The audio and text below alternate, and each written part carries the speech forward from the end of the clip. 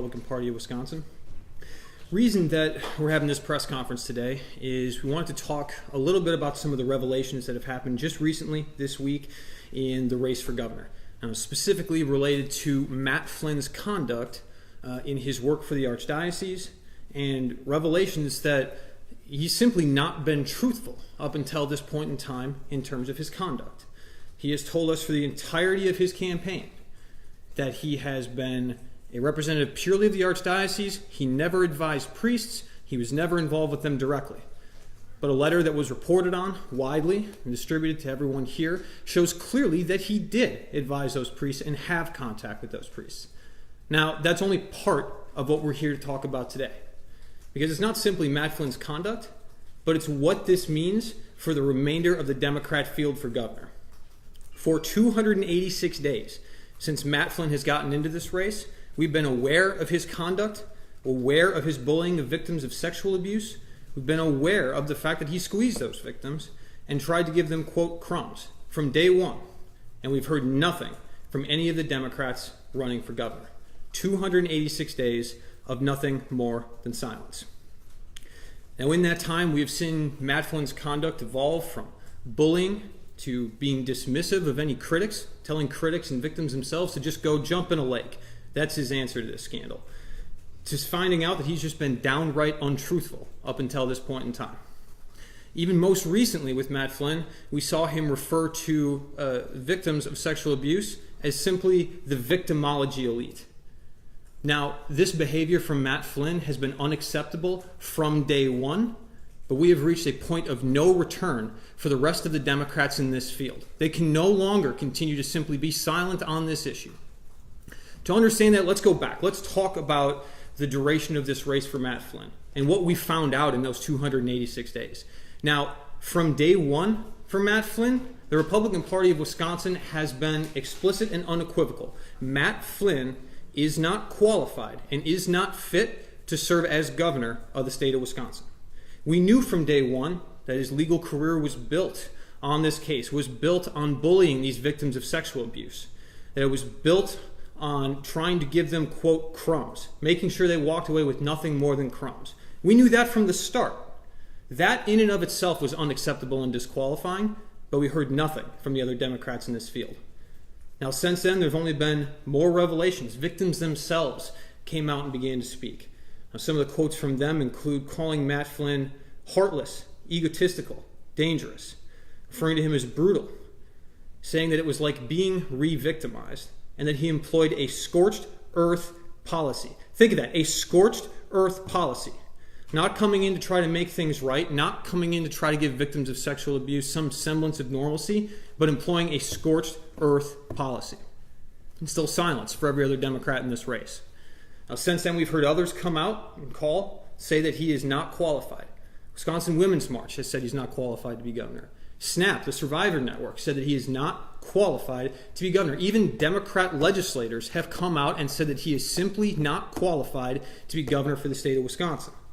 But we hear nothing from any of the other Democrats in this race. And through this entire time, Matt Flynn's thinly veiled defense of all of it, what he hides behind, the other Democrats in this field are sticking their heads in the sand and not talking about this issue, is all predicated on his defense that he didn't advise individual priests. Let's look at Matt Flynn's own quotes. On May 9th, he said, quote, "I was not their lawyer. I represented the Archdiocese. I didn't defend their conduct."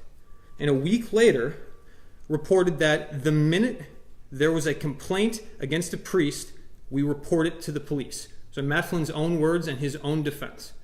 Which brings us to the letter that we unveiled earlier this week. It is clear and made evidently clear in this letter from a priest who had had multiple conversations with Matt Flynn that he did directly advise those priests. And let's look at some of these quotes. "I went to see Mr. Matthew Flynn. Flynn suggested that we simply wait. I then met with Mr. Flynn for a second time, and he told me not to worry about it. He felt that the young man," that's referring to the victim in this case, "wasn't going to do anything." And then finally, Mr. Flynn told me that it would be too much of a hassle to do anything legally, and most likely nothing would happen. How wrong was that? Let's just focus on that last line for a minute. This is an abuser, a priest, and a despicable human being who even he seems to have a better grasp of the moral plane than Matt Flynn does in terms of how you approach this issue. Matt Flynn directly advised this priest. And to put this into context, this priest, because of these interactions, because of this advisement by Mr. Flynn, continued to serve. He was transferred not once, not twice, but 5 times, and continued to serve for 10 years. Matt Flynn not only served to cover it up, to say nothing of his history of abusing and re-abusing and bullying the victims, but these actions directly led to this scandal being prolonged, longer than it ever needed to be. Far from being the good guy, it was a huge part of the cover-up. Now, what does this mean? Now, for Matt Flynn, what this means is very straightforward. He simply can't be trusted, and he's unqualified. For the Republican Party of Wisconsin, that hasn't changed since day one, but it is worth re-upping with all of these developments. This is someone who, despite having lied to the voters of Wisconsin, to everyone in this room about this issue for the entirety of his campaign, this is someone whose campaign has been built on this. When he tells you that he should be elected because of his career as an attorney, this is what he's talking about. When he tells you about his experience in the private sector, this is his experience. Bullying victims of sexual abuse and covering up the scandal. When he tries to say that he'll be a strong negotiator related to Foxconn or any other issue, those are negotiation skills that he honed bullying the victims of sexual abuse and ensuring that they got less than anything they could have possibly deserved. That is Matt Flynn's record, and that is someone who does not belong within miles of the east wing of this Capitol. But the other issue is, what does this mean for the remainder of the Democrat field for governor? Now, this is not a field for governor that is wanting for things to comment on. They seem to be able to provide comments on any news of the day or any issues that are going on. You talk to Tony Evers about how he was granted everything he asked for in his last budget and more, I'm sure he'll find plenty to talk about. If you forward Malin Mitchell, whatever funny joke you just found, I bet he'll read it off at the next event. These are comments they don't seem to struggle with, so you'd think on an issue with this level of severity, they would want to comment. They would want to differentiate themselves. They'd want to point out that this is improper and wrong behavior and doesn't belong in their field. So to demonstrate, we've put together this sum total collection of everything that the Democrats have said related to this scandal. That's all we could find. And it's not even directly related. The reason this is important is this is a tweet from Kelda Roys. This was released just a few days after 2 Democrat legislators held a news conference calling for Matt Flynn to get out of the race. And Kelda is here to just let you know that she appreciates his support and she looks forward to working with Matt Flynn and the rest moving forward. They continue to wrap their arms around Matt Flynn just recently, and it's not just Kelda. At the last debate, they were asked on stage, do you support, will you support, and commit to support every Democrat on this stage if they were to be the nominee? That includes Matt Flynn, who, as he's done for so many forums and so many events, stood shoulder to shoulder with them at that debate. All of them, save for Mike McCabe, raised their hand. All of them tacitly endorsing Matt Flynn's behavior and his record as acceptable for their party as a nominee. Now, when people are voting for someone to be their governor, what they are expecting is leadership. They're expecting someone to fight for them, someone to stand up for what's right. What they have got from this field of Democrat candidates is 286 days of repeatedly failing to stand up for what's right, repeatedly failing to call out this horrific behavior and this atrocious record of someone who is with them at every event, standing shoulder to shoulder. They will not call it out, and they will not stand up and lead. Beyond that, what people are voting for, what people want, is someone who's going to fight for them, stand up for their families, who's going to have the best interest of their families and hardworking families around this state in mind. That's what voters want. What they want is to know that when the cameras turn off and people go back to work, that they have those families in their mind when they're doing the work, when they're putting together an executive budget, that those thousands of pages are put together with the families of Wisconsin in mind. But here we have a situation where each and every candidate for governor won't even stand up for the victims of sexual abuse or their families, cannot stand up for the most vulnerable among us. That is disqualifying for anyone who wants to run in this field and be governor. Now, I've seen this gubernatorial field. I've watched them from day one. I don't expect them to do anything bold. I don't expect them to be too far out on a limb. Certainly do not expect a single one of them to be writing the next chapter of Profiles in Courage. But I do expect, at the very least, and the voters of this state expect, at least a modicum of human decency, that they will stand up for those families. Until this point in time, we have not seen an ounce of it. We've seen nothing but silence. It's shameless, it's cowardly, and it doesn't belong in the governor's office. So with that, I will open it up for a few questions. Is Governor Walker calling for Matt Flynn to get out of the race? Well, I haven't spoken directly to Governor Walker, and he's, first of all, I think his record speaks for itself in terms of his record on public safety and protecting families, and I'm sure that Governor Walker is appalled by this. But as far as the Republican Party is concerned, we've been unequivocal from day one that he is simply not fit to be governor. Now, although this certainly enhances that argument, it doesn't change the fact that his record from day one was disqualifying. Do you know of any polling? The Marquette poll, for example, shows Flynn's falling back in the polls since this stuff has come out. Are you seeing any evidence that he's surging or that he's likely to get the nomination on August 14th?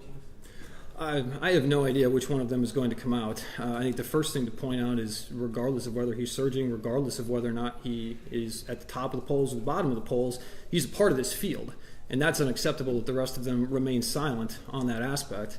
As far as who's coming out of the primary, I think the last time we looked, undecided was still leading in the polls in Marquette, probably followed closely second by Haven't Heard Enough, so I'd say it's still a pretty wide open field.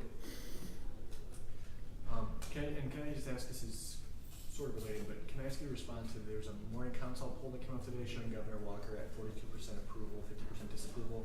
Even in the Marquette poll, he's not 50% yet. What do you make of that? Like, what's, still at record low unemployment, he's been on TV for 3 months now. Mm-hmm. Why are these polls showing he's not even over 50% yet? Well, I mean, one thing that's important for us is to note that certainly we've taken this campaign seriously from day one. And I think part of that is making sure that we are constantly and consistently getting the governor's message out there and delivering that message of positive reforms. We don't campaign based on the public polls, and I guess what I would say is what we feel strong about in terms of heading into November is the governor's record.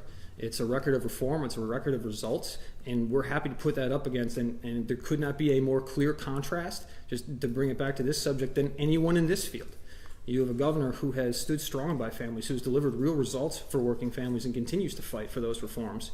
And in this field, you have 8, 9, 10 candidates who can't even bring themselves to condemn someone who has bullied victims of sexual abuse or lied to the voters for the past 286 days about it.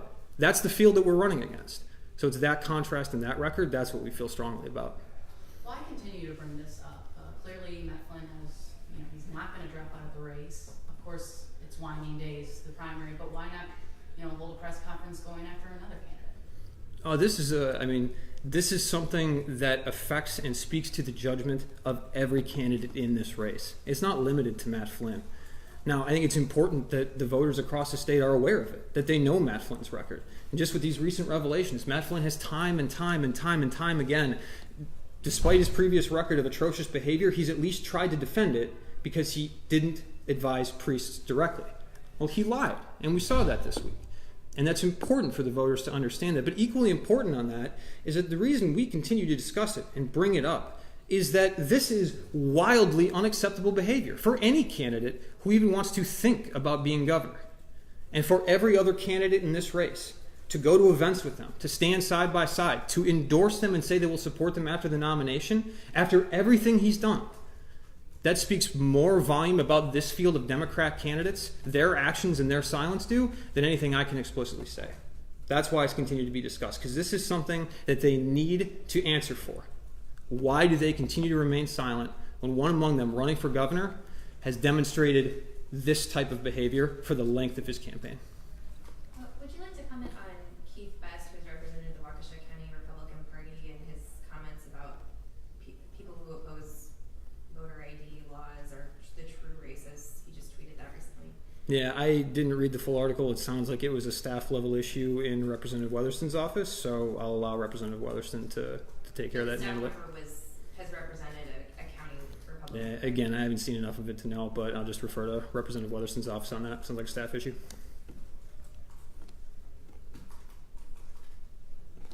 Any other questions, folks? All right. Well, appreciate your time. Thank you.